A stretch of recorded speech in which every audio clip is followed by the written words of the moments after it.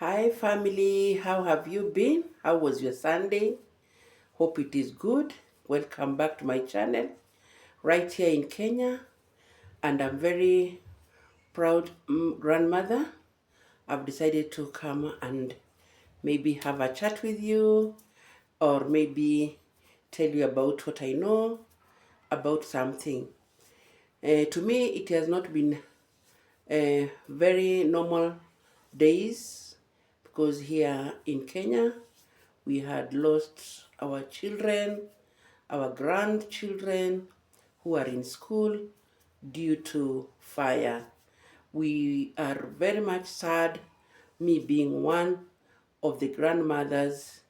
Not that I have a child in the school, but at large, I'm a grandmother to so many.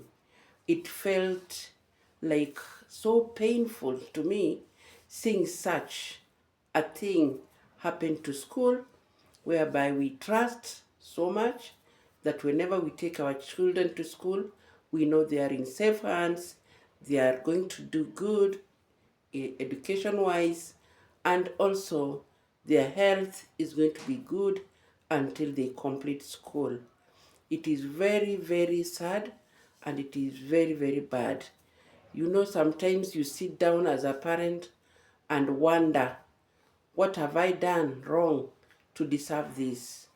We normally say there is death to everyone, but sometimes death comes like let me say, it's not a good death.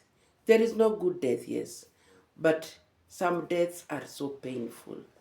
You know, when you lose a child, burned beyond recognition, burned beyond repair, it is very, very painful. You have taken care of your child up to grade, any grade, and then you lose the child just like that. It is not good. I also want to say to those parents who went through this, there is no good words that I can use to say sorry. But I want to pass my condolences to these parents and say, may God take care of you. May God give you strength, though it is not easy. It is not easy, but know that God is with you in this pain. In fact, I want to talk about indiscipline in school. I've been in a school as their caretaker while I was doing my training. I was attached to one of the schools. It was a boarding school, though it had primary to secondary level. In fact, children have so much that they are hiding. They don't have that platform, either at home, either at school, to raise their issues. And these children, they know where is the best place to air their views. They just don't talk like that. They don't just wake up and say this is happening, this is what I'm going through, because they have fear. Some fear their parents, some fear teachers, some fear their classmates, schoolmates. So there is so much indiscipline in school. There is a lot that our children are hiding. And I don't know how we can tackle this. There is a lot of indiscipline in school, and some children are just involved in indiscipline, maybe after joining school, or they have just come from home with indiscipline behavior. But we as parents, or me as a grandmother, maybe my daughter has left me with a child to take care, and maybe she's working far, or she has gone to a college. We as grandmothers, we don't know how to take care of these children. We are very soft to them. We are like, oh, don't do this to my child, to my grandchild. We give them a lot of love, where sometimes we spoil them. And also, we parents, we are very careless. We normally see children like biscuits, like eggs. If they fall down, they will break. We are not like tough on them. Some of us, we are not tough. Your child is a child who can do anything bad, but you are always defensive. You will always defend this child. But you don't know that when the child grows up, you will have a problem. You go to school, a teacher is afraid of telling you your daughter is such a person, because you are going to defend your daughter or your son in a very big way. You will feel the teacher is against your child. Let me tell you, it is good to open up and be together as parents. Teachers and parents should be one thing. Teachers should have that freedom of saying your child is doing this, because in between there are also children who are going to support this motion. You call them aside, they will say it's true. Your child is doing this and this. It's not because they hate the child. It's because they want to bring up a good child, a disciplined child. But you find that you are so defensive, like, why are you saying this? Why are you doing this to my child? Why are you punishing my child? We are raising children who are going to destroy the world. If we as parents are not careful, we as teachers, we are not careful. Let us work as a team. Let us listen to everything that these children are saying. If a child says there is something happening at a certain corner, do your research, do your monitoring. Try to monitor, what is this child trying to say? A child will say, I saw two boys at a certain corner. They were trying to light something. Then you brush off because you fear maybe the parents. Who are these children? A child belongs to so and so. The mother is so tough. The father will come here and fight us. Then we leave it. That is when you find a child is walking with a lightener and you don't want to follow up and see what is that. What is that? I can tell you a scenario where a child, a girl in grade 7, could always say, I'm sick, I don't eat this, I don't want this, I don't run, she doesn't want to participate in anything. She could want to eat special meals because we had children with special diet. And this could have come with the letter from the doctor that this child cannot take this, maybe drink tea. The child can use other, maybe Milo or cocoa. Then you will find another one saying, me, I don't take tea. I take milk with cocoa. And then she could one day behave like she's fainting. Then we could do the research. We could ask the parents if she has any condition, and the parents could say, no, she doesn't have any condition. So one day we did our own practicals there. We just wanted to see if this is true so that we can refer this child to a bigger hospital. So the nurse that we were working with, in fact, she was a nun. So the girl, that day she did like she had fainted. Then she told me, let us rush this child to the dispensary, our dispensary, because I was working in a school where we have a dispensary. So we rushed the child to the dispensary. Reaching there, she was just blinking, yes, but she wanted to show us that she has fainted. So when we reached there, we placed her on the bed, and then because we know the signs of somebody who has collapsed or who has passed out, Then we opened the window. The rain was coming and the bed was near the window. So we left her there, then we were hiding somewhere.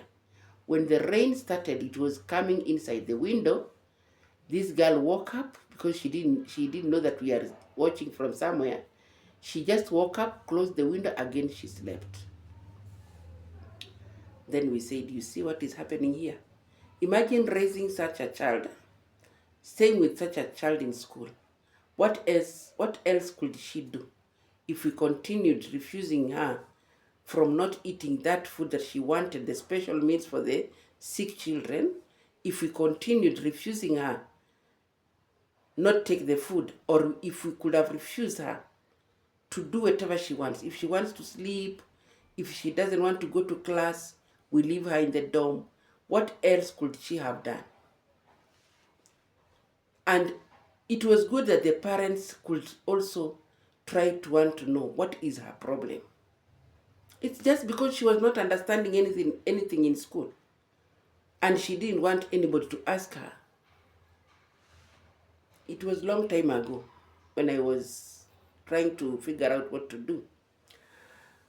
And then we just started finding so many small cases. One comes with this case. When they close school, they come with some things. You refuse them, they want to go mad on you. And handling them, it was very difficult. In fact, teachers are really doing a lot of work. After the children come from home, they come to school, there is a lot that even parents can really be shocked to know what these children can carry, what they do. Some of them could come when they are pregnant, and a child could say, please assist me. Or the other one could say, I'm not pregnant. I'm not. What do you do to such a child? She's crying. She's saying like you are trying to say she's pregnant. But we had that plan on how we reveal to the parents and how they go for counseling. They are told how to take care of the child until she gets pregnant, until she gets this child, sorry. So it is not easy, both sides, but it needs a teamwork. It needs people to work together, from the watchmen to the matrons to the teachers to any subordinate staff. It needs a teamwork. It needs people to sit down and listen to each other. What do you know about our children in school? These are teachers. These are staffs. The people who cook in the kitchen. Talk to them. How many times do children come to the kitchen to look for a matchbox? And who gives them the matchbox? Do thorough checking of their bags when they come back from home. Some carry unnecessary things, food stuff. Some even get rotten and they still eat just because we want to please them. We buy them unnecessary things. I know it is going to, people are going to react on this, but as a parent, I don't want a joke. Our children are these are gifts that we are given by God, and we don't want to lose them. We don't want to make them do things that will make us look like fools. Because these things are always planned. Listen to them very carefully. Even for those who have gone home, just sit with them as a mother, as a father. Listen to them. They have something they know. They have something they are hiding. Even some teachers, a few of them, they know. Imagine these kids can lie. A teacher has told me this. A teacher has sent me to come and pick a matchbox. They lie to those people who are working in the kitchen. And then the matchbox is going to be used to light the fire. If the person in the kitchen could have said, no, go tell the teacher to come for it, this girl will not go. Because this is a boarding school. How does she sneak out to go and buy a matchbox? Not unless we have the scholars inside who can go home and come with these things. But our children, if they can listen to some of the parents, me being one of them, I say, if you don't like school, just leave and go home. There are so many things you can do without you finishing school. Don't force yourself. Don't do such a thing. It is painful to you, even if you have done it, and you will go free. It is going to haunt you forever. If you are a student listening to this, don't do that. Be it in a university, be it in a college. Don't do this. It is so painful. It hurts. The world is mourning. And we have, we don't have anything to replace these children. Our children have gone forever. They will never come back. Very brilliant children. Very clever doctors, nurses, teachers, business women. They have gone just because of a few of the people in school. Be it teachers, be it the security officers, be it whoever did it. But to our children, if you are one of them, if the devil told you do this, you have done wrong. There is no mercy. The parents of the children have died. They will never forgive you. It's not easy to forgive. It is not easy to forgive. Some had one child only, the only child, gone. How does it feel? You will grow up to be a woman. You will get children. It will haunt you because you have done very wrong.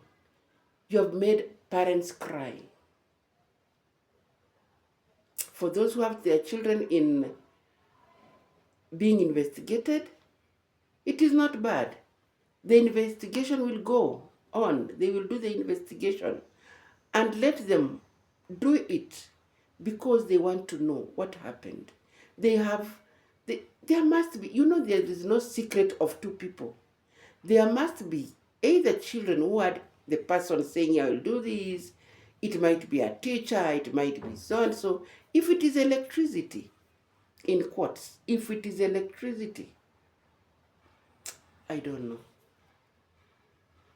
But if it is a human being, be it an adult, be it a child, and you are maybe a parent to that child, just cool down. Wait for the outcome. Talk to your child. And if it is a child who has done it, as a parent, who has maybe a child, it is better for the child to be with the police, with the authority, so that they can know what happened. It is painful. Me, my children are big, but I'm feeling the pain. I remember my daughter was in a boarding school. I could call all the time.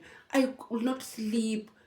I could also tell her all the time, make sure the window is not closed. It is better to fight a thief than fighting fire. I was sick. I got depression.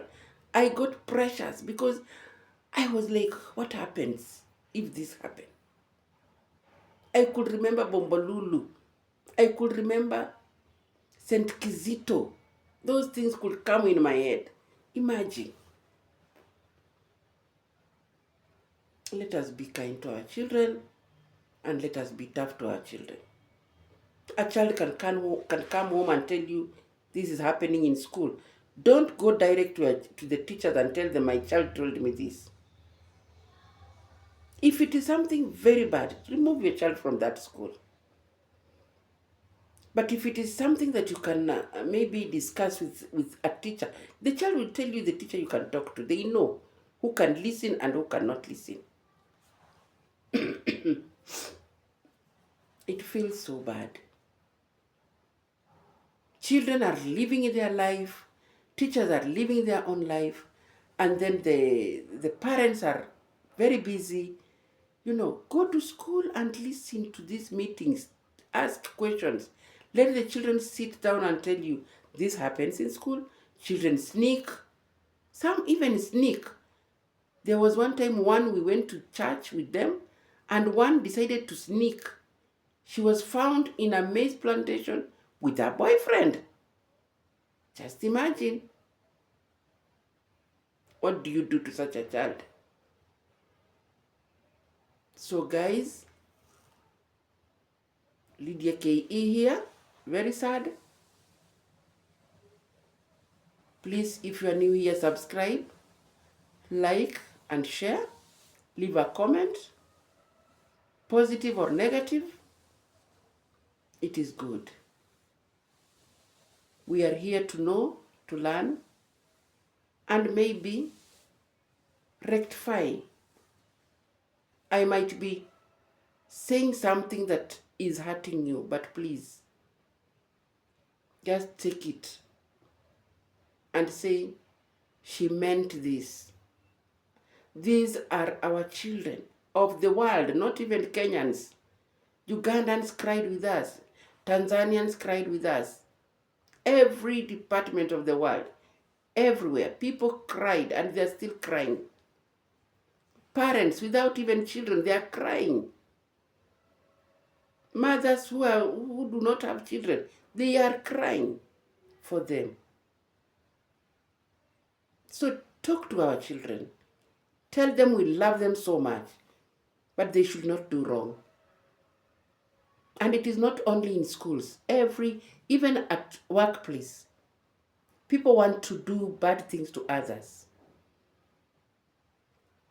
which is very wrong. If you are coming back to watch my video, please continue liking, sharing, and leaving a comment. It was so sad, and there is nothing we can say to the people who have lost their children. We will leave it to God, and may our policemen do a very good job. Please, please, please. All these children are ours. We are not happy, but we are saying we need to know what happened. We need to know, and let the schools put measures. Let them not close these doors so much.